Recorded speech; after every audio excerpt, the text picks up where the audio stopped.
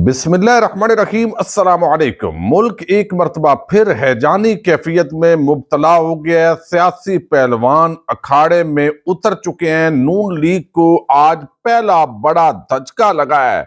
Assembly तहलील रोकने की दरखास्त लाहौर हाई कोर्ट ने मुस्तरद कर दी है। दरखास्त वापस लें वरना। आज लाहौर हाई कोर्ट के मुअज़्ज़ज़ जज ने किस तरह लीगी दरखास्त गुजार को उड़ा कर रख दिया है, बड़ी आम तफसील है, आपके सामने रखूंगा। एतमाद का वोट, तहरीक अदम एतमाद, परवेज इलाही, एस्टेब्लिशमेंट, इमरान खान, आखिर ये चल क्या रहा है, इस पर आज हम सबसे पहले बात करेंगे। लेकिन इंतहाई अफसोसनाक वाकयात रूनुमा हो रहे हैं इस वक्त मुल्क के अंदर। एक मरतबा फिर ये मुल्क दहशत गर्दी की लपेट में आ रहा है।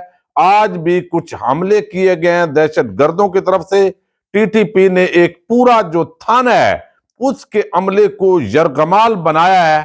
और मजीद इसी तरह जिस तरह गुज़श्ता रोज बन्नू के अंदर जो है वो मामलात हुए हैं, तो पाकिस्तान जहां अमन हो चुका था, जहां पर पाकिस्तान जो है वो क्रिकेट बहाल हो रही थी, जहां हालात अच्छे थे, रजीम चेंज के बाद एक मर्तबा फिर ये मुल्क किस तरफ चल पड़ा है, ये आप और मैं जरूर सोचेंगे। लेकिन जिस तरह चौधरी परवेज इलाही का एक इंटरव्यू आया, इंटरव्यू के बाद दोबारा मोनस इलाही जो है वो जमान पार्क पहुंचे, उसके बाद फिर तहरीक अदम एतमाद, एतमाद का वोट, ये सारी चीजें, और इमरान खान जो है वो एस्टैब्लिशमेंट से क्या तवक्को कर रहे हैं। अब यहां पर एक तो गवर्नर पंजाब ने जो एतमाद का वोट लेने के लिए कल की तारीख यानी 21 दिसंबर 4 बजे इजलास तलब किया है, उस पर एतराज उठाया जा रहा है।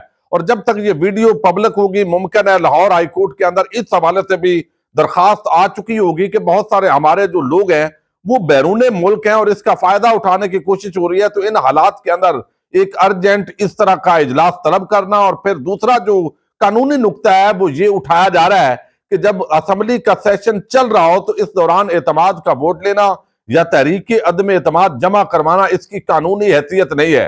तो ये तमाम चीजें एक मरतबा फिर लाहौर हाई कोर्ट के अंदर जानी है। और लाहौर हाई कोर्ट से हमेशा शरीफ खानदान को रिलीफ मिलता है आइन और कानून के मुताबिक, और उनका एतमाद भी बड़ा है। लेकिन बाद औकात जो जजेस हैं वो बड़ा बड़ा सरप्राइज भी दे देते हैं। अब इस पूरी सूरत हाल के अंदर आसफ जरदारी हूं, शुजात हुसैन हूं या दीगर हूं, एक बात तो तय है कि एस्टेब्लिशमेंट का जो मूड है वो सियासतदानों ने वादे कर दिया है कि वो भी इलेक्शन नहीं चाहते। यानी ना पीडीएम की वो जमातें चाहती हैं, ना एस्टेब्लिशमेंट ये इलेक्शन चाहती है। वजह क्या है? क्योंकि इस इलेक्शन के नतीजे के अंदर पीडीएम की जमातों को बुरी तरह शिकस्त होगी, इमरान खान दोबारा आ जाएगा। तो अगर इमरान खान दोबारा आ जाता है तो उसको हटाने का फायदा क्या है? अब इस चीज ने मजबूर किया हुआ अवाम के जो सेंटिमेंट्स है, वो कोई ऑडियो जाली लीक करके, कोई डीप फेक से इस तरह का काम चलाया जा रहा है और इस तरह के इल्जामात लगाए जा रहे हैं। लेकिन इसके बावजूद अवाम इमरान खान के साथ खड़ी हुई है। कल को अगर मरियम नवाज वो जिस तरह क्या कहा जा रहा है या किसी और की ऑडियो इस तरह अगर आ जाती है, आवाज इस्तेमाल की जाती है, तो वो भी काबिल मुजम्मत होगा। लेकिन अब एक तो एतमाद का वोट लेना, ये तकरीबन जो है वो वोट ले लेंगे अगर आज इजलास थोड़ी ताखीर का शिकार हो जाए।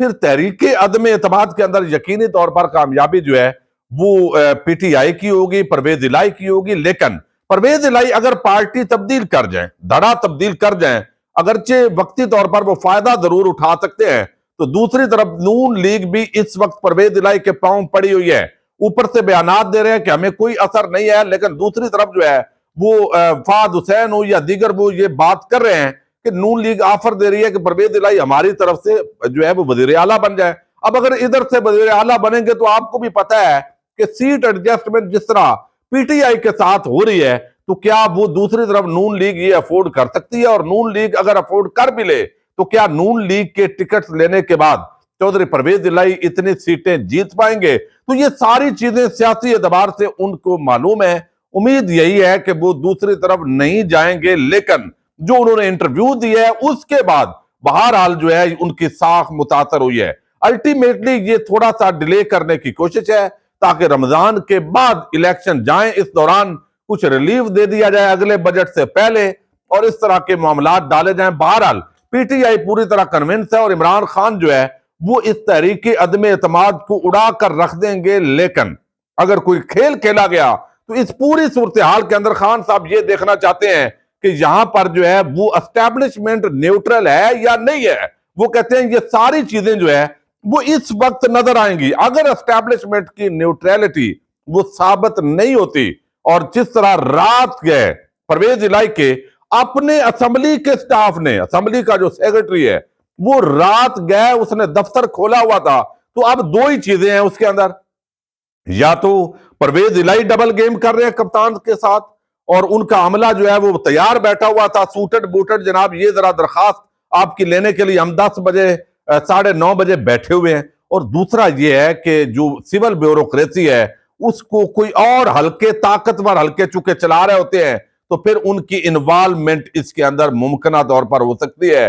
अब इन तमाम चीजों का इमरान खान और तहरीक इंसाफ इस वक्त बगौर जायजा ले रही है। जो बड़ी हलचल है लाहौर के अंदर, हम आपके लिए खबरें सारी जमा करने की कोशिश कर रहे हैं। फैसल तारड़ साहब भी मेरे साथ मौजूद हैं। अब यहां पर एक चीज और आपको बतानी है। अब इस्लाम लाहौर हाई कोर्ट के अंदर एक दरखास्त गई, और दरखास्त ये थी, जो नून लीग ने अपनी वो प्रॉक्सी पिटीशन इसको बोलते होते हैं, जब किसी बंदे को आगे करके आप अपने मतलब की चीज करना चाहते हैं, तो ये हैरान कुन आज वो दरखास्त लाहौर हाई कोर्ट ने ना सिर्फ खारिज की है बल्कि बड़े सख्त रिमार्क्स दिए हैं। और ये है जस्टिस शाहिद करीम, इनकी जो है वो शोहरत अच्छी है इस हवाले से, लेकिन जरूरी नहीं है कि लाहौर हाई कोर्ट में कल और आज कोई और रिलीफ मिलता है नहीं मिलता, क्योंकि ये हर जज का एक अपना मजाज भी होता है। लेकिन यहां पर दरखास्त ये थी कि पंजाब असेंबली की जो तहलील है उसको रोका जाए। अब मैं आपको एक चीज बता दूं, जो गवर्नर पंजाब ने जो रीजन लिखी हैं अपनी उस जो है वो एतमाद का वोट लेने के हवाले से, वो बड़ी गैर मंतकी सी है। यानी उसने ये बयान दिया, इसने ये दिया, इमरान खान ने, परवेज इलाही ने ये इंटरव्यू दे दिया, उधर से एक ने रिजाइन दे दिया। तो ये एक बिल्कुल यानी इस कहानी की कोई मंतक नहीं है, क्योंकि जब गवर्नर एतमाद का वोट लेने का कहता है तो आईने पाकिस्तान, अब मैं चूंकि तफसील में नहीं जाऊंगा, कॉन्स्टिट्यूशन पूरा मेरे पास पड़ा हुआ है और आपके सामने एक एक चीज इंशाल्लाह रखेंगे।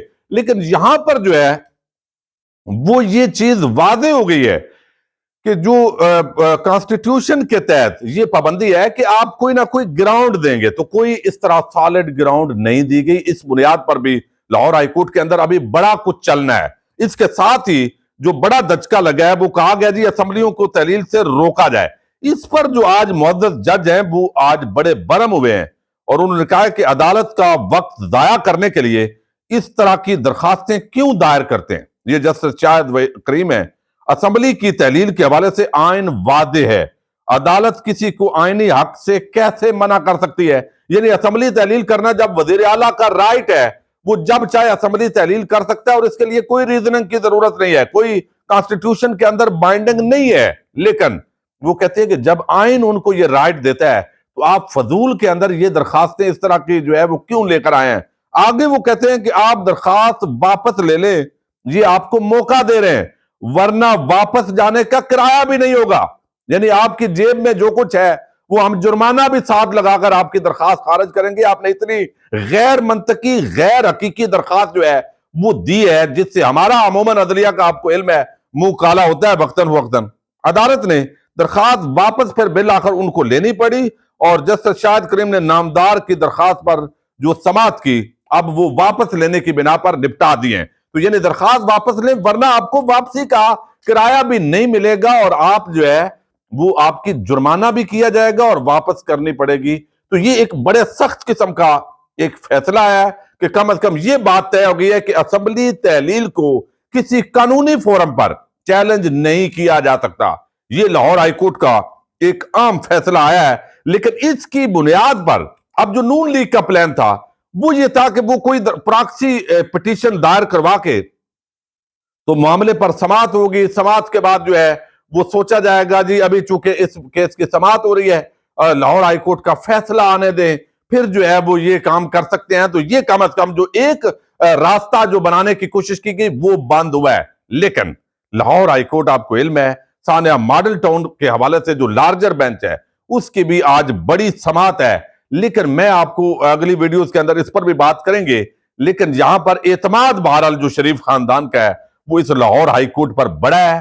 अब आईनी जो मामलात हैं, एक मर्तबा फिर जो ये सियासी धींगा मुश्ती है, जो अखाड़े हैं, पहलवान इमरान खान तो मैं आपको कहता हूं एक ऐसे पहलवान की तरह है जो लंगोटा कस के अखाड़े में खड़ा है, भाई आओ अवाम के पास वोट लो और जो ज्यादा वोट लेगा वो कामयाब होगा, लिहाजा आप भागते क्यों हो। लेकिन दूसरी तरफ सब भागे हुए हैं और बार बार बड़ी बड़ी बातें कर रहे हैं और अब अदालतों को अल्टीमेटली इस्तेमाल किया जाएगा। खास तौर पर लाहौर हाईकोर्ट के अंदर मामला आएगा।